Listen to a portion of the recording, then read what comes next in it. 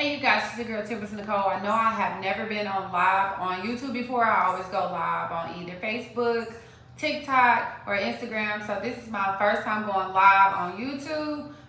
So I really don't know how it works, but we'll see if people start tuning in and stuff like that. But I do get a lot of people who ask me about Airbnb and should they still do it?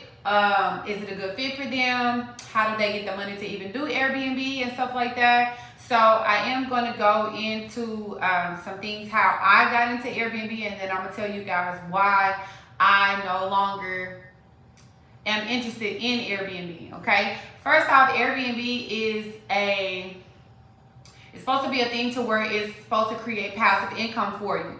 So if it's making you really have to work and it's not no longer passive income means that it's just extra money coming in, stuff that you really don't have to work as hard. It's just passive income to where you can go shopping, you can do extra money or whatever for that. When it stops becoming passive income for you and it feels like a regular job, it's not passive income. It's basically, Airbnb is a full-time job if you don't have the right people behind you or backing it up. If you don't have the right systems in place for Airbnb, it would not be for you, okay? So how I got into Airbnb, I solely did everything with corporate leasing. I did everything in my business name. I did not do anything in my personal name.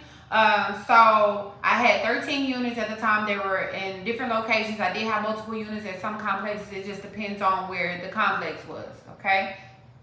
So with that being said, with you having multiple units, everybody's check-in time is the same. Everybody's checkout time is the same. So you have to keep in mind of that. And when you say checkout, is your cleaning people has to be on cue. Okay, and so you have to, with having so many units, you have to have multiple cleaning people that's cleaning your units. You cannot have one cleaning person. With me having 13 units, you will have to have multiple cleaning companies to come and help you clean these units. And it was some cases that when I first started out, I had to clean my own units. I'm not a fucking maid, so that was one thing for me that I did not like about it, because at first when I got into it, I was like, let me clean my own units just to see, so I can get a feel for it.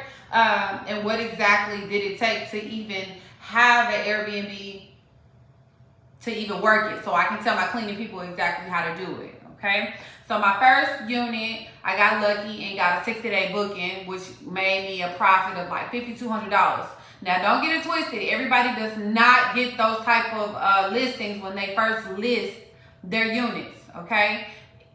You might start off and you only have every weekend listed or anything like that. It just depends. So it's a lot of these mentors out here telling you that you can make thousands of dollars off one unit, and that's not true, okay? Unless you get like a 90-day booking, you get a 60-day booking or some things like that, then maybe so. But you're not going to always get that consistently unless you're kind of like close to the medical field. So I'm in Houston, so we're like one of the top medical facilities for cancer and that type of stuff. So it was easier for us, and mine are in the medical center. So it was easy for me to get those bookings because people are there for treatment. People are there for certain things medical wise. So they had to be there for months at a time. So that's how I lucked up and got my first one, was a 60-day booking. I was able to profit from that one. And with that profit, I started my second unit. I didn't go spend it nowhere. I put that, but I think it was like $5,500. I used that and got my second unit in the same apartment complex. And once again, this was solely using my business EIN number and DUNS number, and I got my second one. I didn't have to use my personal information, and that's the thing for Airbnb. You want to use your business information. Don't put your personal on any information. I know a lot of people are telling people to kind of like get it in your personal name, but you have to keep in mind that it may be a possibility that the complex stop allowing Airbnb and they try to put an eviction on your name or anything like that. You don't want to be responsible for any of that type thing. So that's why you put everything in your business name. You put your lights in your business name. You put your Wi-Fi in your business name. Direct Energy is real big. I'm in Texas, so Direct Energy is easy to get a electricity account in your business name solely using your EIN number. Once again, you do not use any of your personal information when it comes to Airbnb, okay? So with my second unit, I got a 90-day booking. As a lady, her son had a car accident and she needed to be there for 90 days because he had to do treatment. So I looked up with my second one. So my first 2 units, I did very well. Once again, everybody does not get the same type of bookings. So just keep in mind when you first list your unit, and sometimes it's just about how you decorate it. If you want to do a themed look, those seem to get booked more, but those are the ones where people have parties and they have photo shoots and stuff in there and they don't let you know, and then you start getting complaints from neighbors. So you gotta be careful with that. Also, I did all apartments. Some people do houses for Airbnb. And those may be a little bit easier because the landlord already knows that you'll be doing Airbnb, so you don't really have to be walking on eggshells when you do list your Airbnb. So apartment complexes are a little bit more strict on who they allow and stuff like that, about traffic and stuff like that. I got cool with all my leasing people in the front, so I never really had an issue with leasing about my Airbnb units. But it is a trick to that and stuff like that. But they're cracking down on Airbnb lately, so it's a lot of complexes that don't even allow you to do corporate leasing. They make you do all these loopholes and shit like that in order to get into Airbnb. Okay. As far as like cleaners, if you're gonna have multiple units, you need to have multiple cleaning staff. Okay. Make sure you go the first cleanings, they may do good, and then they'll start slacking, they'll start half-assing. Ain't nobody got time for half-assing cleaners. So I fired a lot of cleaning people. I know we want to hire family to clean the units, but if they're not checking things thoroughly, they need to go in the refrigerator and clean out the refrigerator. They need to go put rinse cycle on a dishwasher. They need to make sure the garbage disposal don't stink. They need to make sure they wipe on side of the commodes, because people are ready to give you a bad review before they give you a good one, and that's just being fucking totally honest if you want to be real about it, okay? There are apps in place that you can use for your units with cleaning people and stuff like that. But it's up to you if you want to do that. And that's kind of like taking a risk too. Even though they do have reviews on these like apps and stuff for Airbnb cleaners and stuff like that. But I never use them, me personally.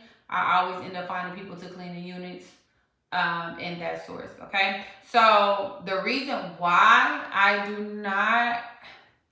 Airbnb is not a thing for me because I felt like it was no longer passive income for me. It was really stressing me the fuck out. Okay, so I recommend that people have a management company over their Airbnbs. I was solely running all of my units. If you're running it, it's not passive income. If it's stressing you out, because I actually have actual houses that I own that I had to deal with as well, as far as like construction and everything like that. In one of my Airbnb units, one of the people got drunk and they fucking flooded the unit, like the whole unit. And we were on the fifth floor, bruh man from the fifth floor, beach talk. So we was on the 5th floor, all the water went down to the 4th floor and fucked up everything on the 4th floor. It was $22,000 worth of damage. I did have insurance on my unit, but they give you hell when it's time to really step up and pay for something and get stuff done and stuff like that. So you have to deal with that type of stuff. You have to deal with reviews. You have to deal with, hey, I don't know. I had mid-rises, so hey, I don't know how to get to the unit. It's confusing, da-da-da. And they be quick to give you a bad review. So if you do have a management company, you do have people managing the properties for you, that is great. But for me, I did not. I'm kind of like a hands-on person. I have trust issues and stuff like that. So I didn't want to get a complaint and I don't know what the hell is going on. Okay? But if you want it to be passive income, you have to have a team of people to actually help and back you up. Airbnb is just not the thing for me, so I'm not renewing any of my leases.